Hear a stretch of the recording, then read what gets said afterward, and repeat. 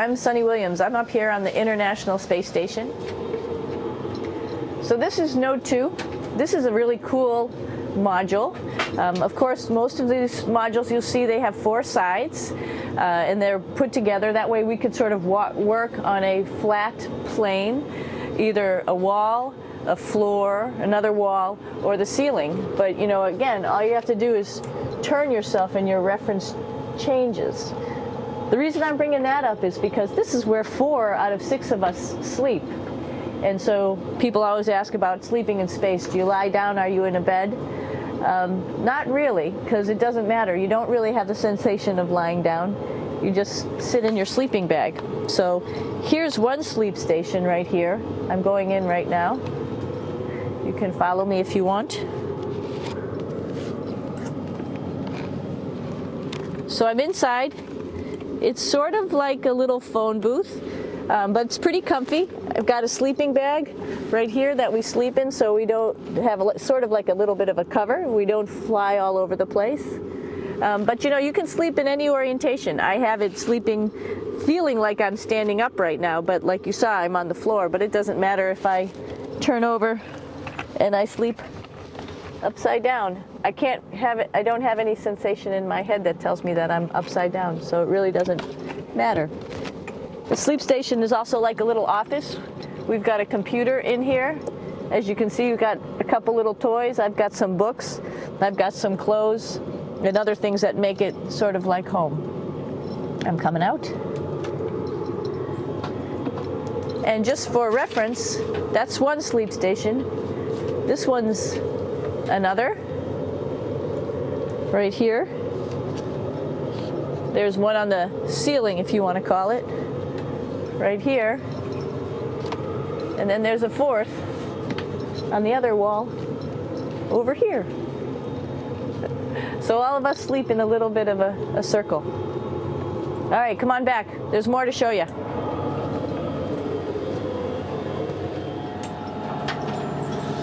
I know that there's some questions about how to use the bathroom and how do you actually live in space like normal, like at home. I mentioned real quickly about getting up in the morning and brushing your teeth and washing your face.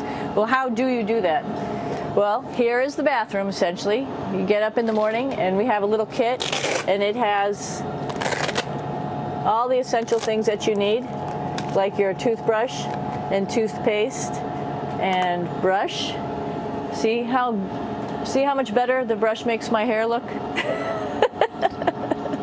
I'm just joking. It still stands up straight. It doesn't matter where you are. It's always going to stand up straight while you're up in space. A lot of people ask about toothbrush and toothpaste. So, luckily enough, toothpaste, you can do it upside right this way, is sticky, and so it sticks to your toothbrush. No problem. Another cool thing is that water sticks to your toothbrush too. If you can see it. I'll have some water come out. The water is pretty neat up in space. It'll stick to your toothbrush and it will make a big bubble. And that's just by surface tension. And then you can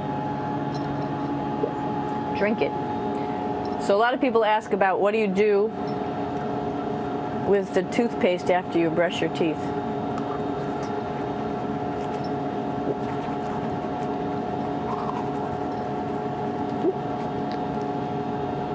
Two options. Swallow it, and it's sort of like mouthwash, but it tastes a little gross. Or you can just spit it out in a paper towel, and then you don't have to worry about it. Swallowing thing I wouldn't recommend at home. I'm only up here for 4 months, so it's not that bad. One of the most pressing questions about living in space, of course, is the bathroom. So let's take a look at that little piece of work. Come on in.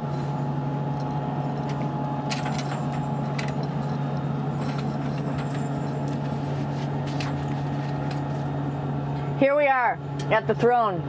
This is awesome. You might see the little You might have noticed the little moon on the outside.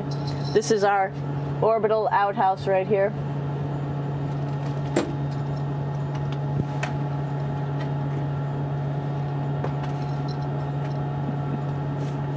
And of course, it serves for two functions. Number 2, right here. I'll show you.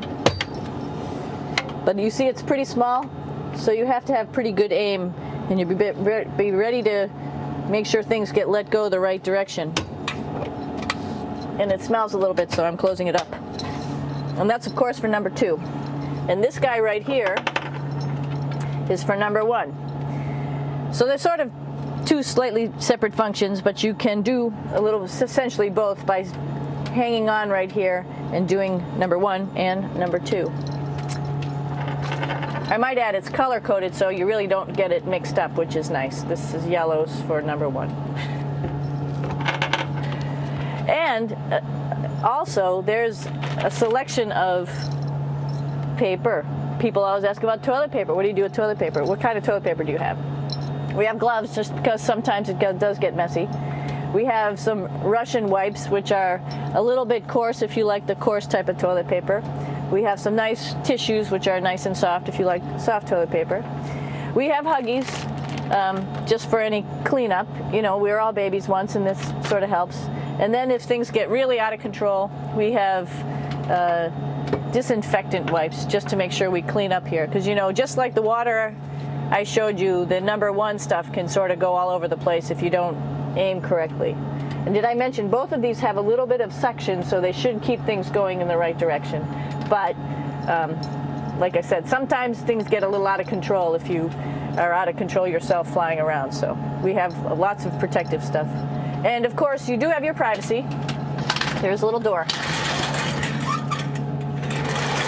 so other people know that you're in there. Here's a pretty cool place. This is sort of like in your house where everybody meets in the morning. After you wash your face, brush your teeth, you want to find something for breakfast. And this is our kitchen. You might notice there's all sorts of foods here. It's like opening the refrigerator. You got all your different stuff that you want to have: drinks, meats, eggs, vegetables, cereals, bread, snacks. And that's a good place. That's where you find all the candy. Side dishes, and then some little power bars just in case. So we have all this type of food. Some of it is dehydrated, and so we have to hydrate it, fill it up with water. Some of it is already made, and then all we have to do is heat it up. So something like this, I'm pulling out barbecued beef brisket. Pretty yummy. Not only is this food made in the US, but we also have food here from Japan. We've got Russian food. As you can see, all these red containers are filled with food that's from Russia. And then we get some of our specialty stuff, some things that we like, some of our favorite stuff that your family can send up. In fact, I like fluffernutters, and so I got sent up some fluff so I could make my fluffernutter with peanut butter. So you have a lot of food up here, no problems.